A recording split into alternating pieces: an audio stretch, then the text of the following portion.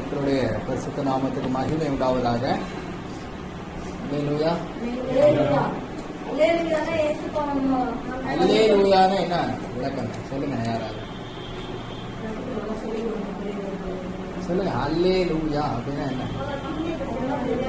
Okay, இல்லை நானே கொஞ்சம் எப்படின்னா லக்சரிங் மெத்தடா போக மாட்டேன், எல்லாரையும் கேள்வி கேட்பேன். ஏன்னா வாத்தியார், அதனால எல்லாரும் கேள்வி கேட்பேன். அதான் என்கிட்ட இருக்க ஒரு பெரிய கெட்ட பழக்கம். சரியா? ஓகே. அல்லேலூயா அப்படின்னா, அல்லல் அப்படின்னா புகழ். எபிரேய வார்த்தையில அல்லல் அப்படின்னா புகழ். யாவே அப்படின்னா, யாவேனா யாவே அப்படின்னா கடவுள்.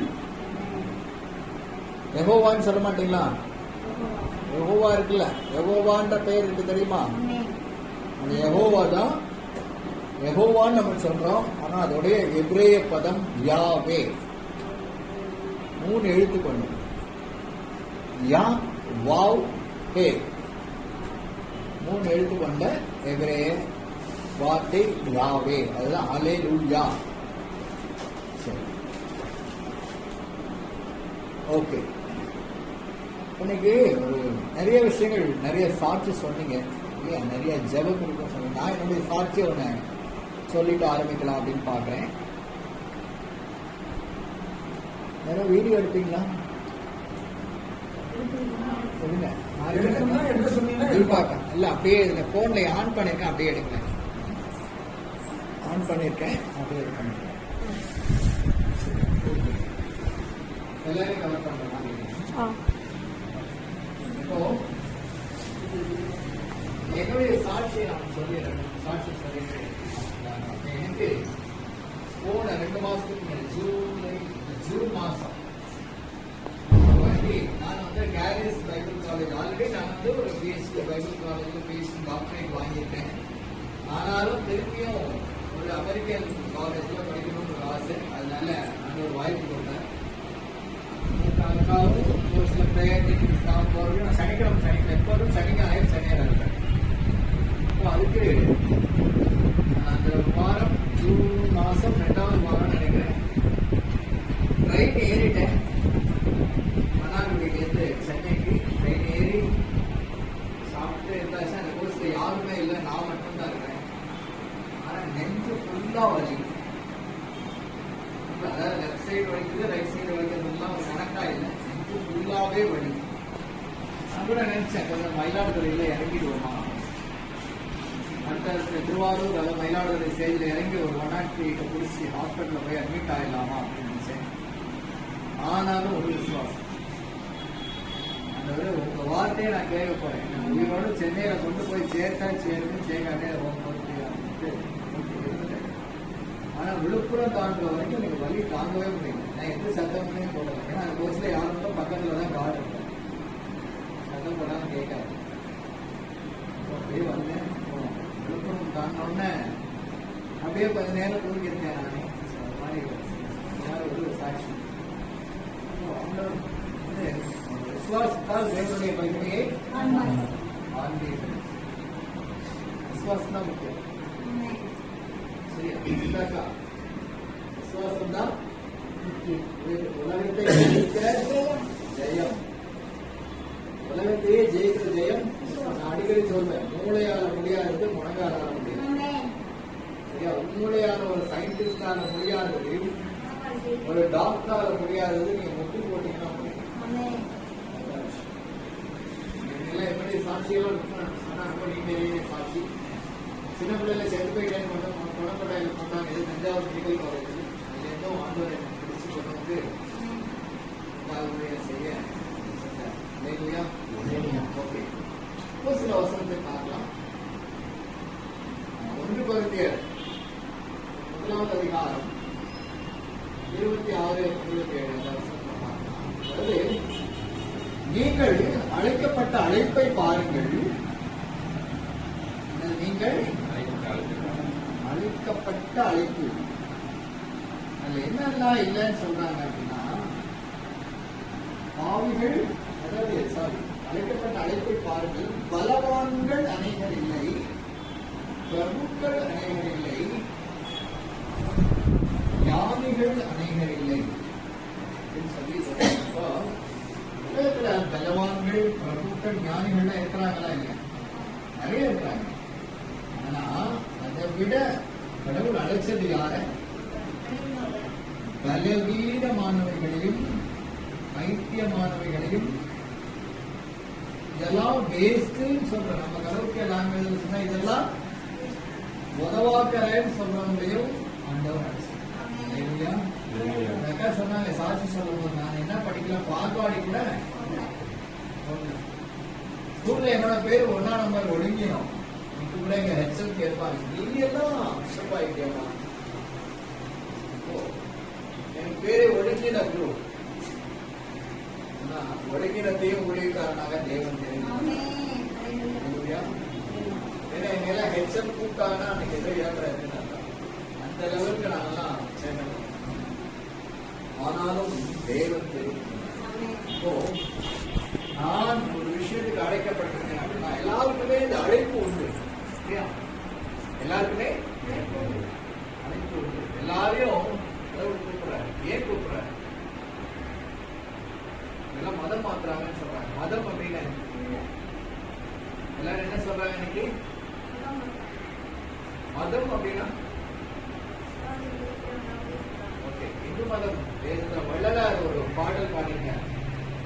மதம் பிடித்தவர் எல்லாம் வாழ்வினை கொண்டு வந்து நிற்கின்றன, செய்வனி எல்லாம் உருதுமான் ஆனன, ஆகம வேதம் சொல்லுதல் வேண்டுமே வல்லவர் குருவே அப்படின்னு ஒரு பாட்டு கேள்விப்பட்டிருக்கீங்களா? மதம் பிடித்தவரெல்லாம் வாழ்வினை கொண்டு சொன்னாள் வளரார். மதம் அப்படின்ற ஒரு விஷயம் இல்லை, இது ஒரு வழி. இது ஒரு இன்னைக்கு நம்ம ஒரு சில வசனத்தை பார்த்தோம். பைபிள் யாரு வாசிச்சீங்க? ஏசாயா 62 1வது வசனத்துல என்ன டாபிக் இருக்கு? மூடிட்டீங்களா? எடுக்க முடியுமா?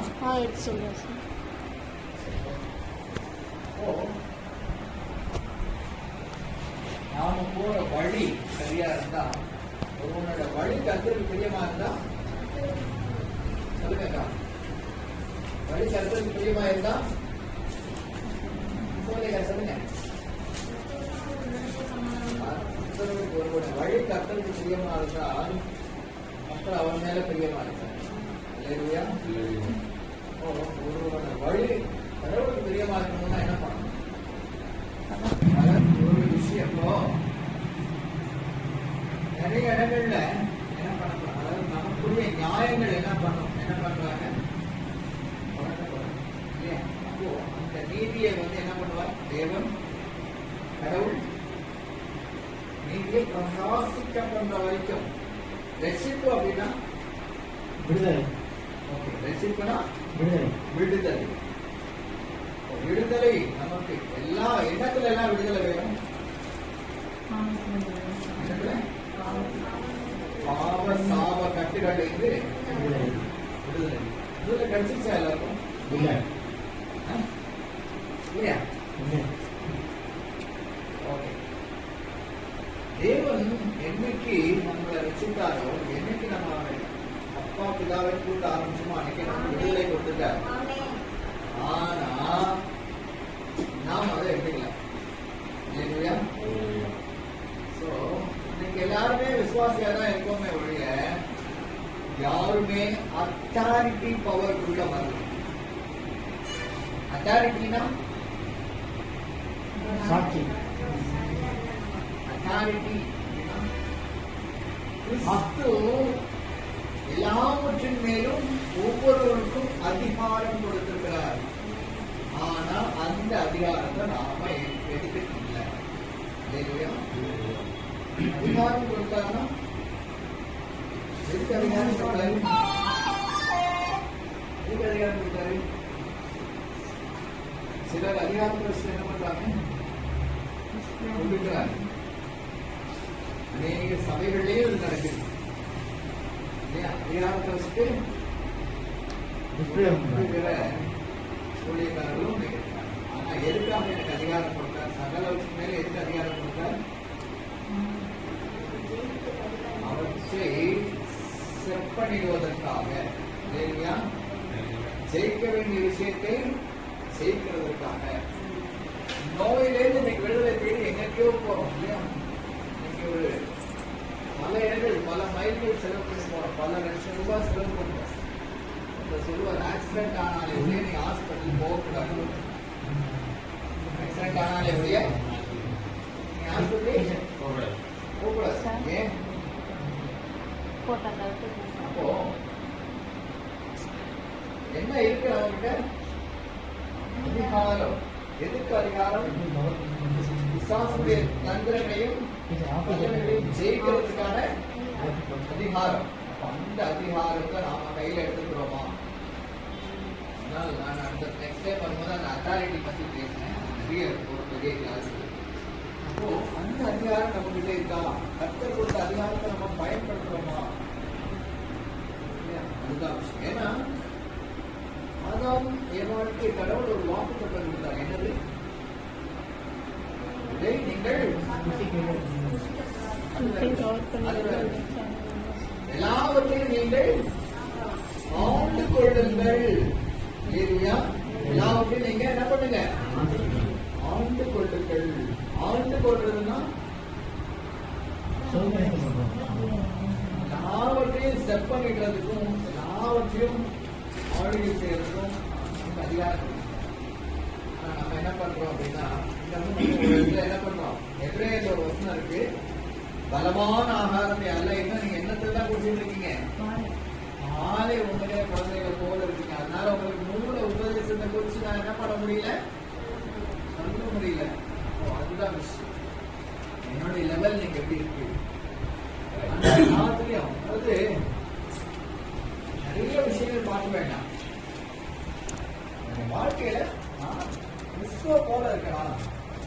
கிறிஸ்துவ போல இருக்கலாம் அப்படின்னா கிறிஸ்துவின் சிந்தையே நமக்குள்ள இருக்க கிடக்குது அப்படின்னு ஒரு வசனம். நான் கிறிஸ்துவ போல இருக்கணும்னா என்ன பண்ணணும்? அவன் வழி நடக்கணும். அதாவது சிம்பிள். எல்லா விஷயத்தையும் உண்மையா இருக்கலாம், பல விஷயத்துல உண்மையா இருக்கலாம், என்னுடைய லைஃப்ல நான் உண்மையா இருக்கலாம், நான் கோவப்படாம இருக்கணும், எதிர்த்து பேசாம இருக்கலாம், எனக்கு கொடுத்த வேலையை ஒழுங்கா செய்யலாம். அது செஞ்சாலே என்ன பண்ண முடியும்? கிறிஸ்துவ போல இருக்க முடியும். அந்த வாழ்க்கையை தான் கடவுள் நம்மகிட்ட எதிர்பார்க்கணும் இல்லையா? அந்த வாழ்க்கையை நம்ம வாழ்றதுக்கு ஏன்னா இன்னைக்கு கிறிஸ்துவ நேசிக்கிறவங்க நிறைய உண்டு. கிறிஸ்துவை வாழக்கூடியவர்கள் யாரும் கிடையாது, நிறைய பேர் கிடையாது இல்லையா? கிறிஸ்துவுக்குள்ள இருக்கிறவங்க நிறைய பேர் உண்டு. ஆனா ஒருத்தவங்க கூட கிறிஸ்துவ இருக்காரான்னு கேட்டா சந்தேகம். ஏன்னா ஒரு காலத்துல யாருக்கு சீஷர்கள் பேர் வச்சாங்க? கிறிஸ்தவர்களுக்கு யாருக்கு பேர் வச்சாங்க? யாருக்கு பேர் வச்சாங்க? சீஷர்களுக்கு கிறிஸ்தவர்களுக்கு பேர் வச்சாங்க. நீங்க எத்தனை கிறிஸ்தவர்கள் சீஷரா இருக்கிறாங்க இல்லையா? இதுதான் நான் அவங்களோட சீஷனா இருக்கணும் அப்படின்னா, அந்த இடத்துல வாசம் பண்ணணும் அப்படின்னா அவருடைய கற்பனைகளை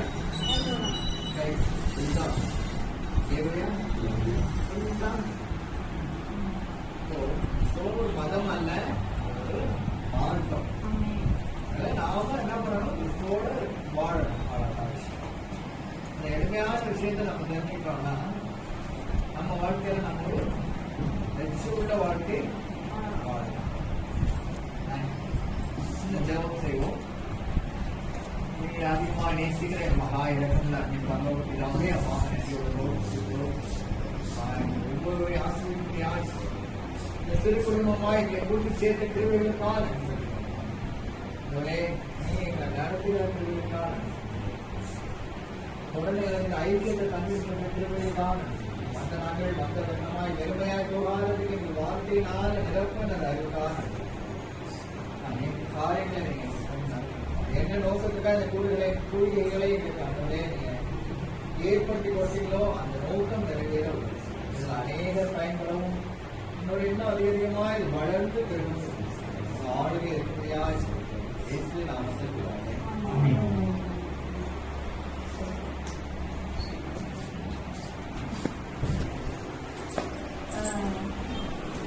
நிமிஷம். அதை இந்த தம்பி பிள்ளைக்காக ப்ரேயர் பண்ணுங்க. செல்ல ஐசியூல தான் இருக்காங்களா என்னன்னு கிளியரா டாக்டர் சொல்ல மாட்டேங்கிறாங்க அப்படின்றாங்க. அதுக்காக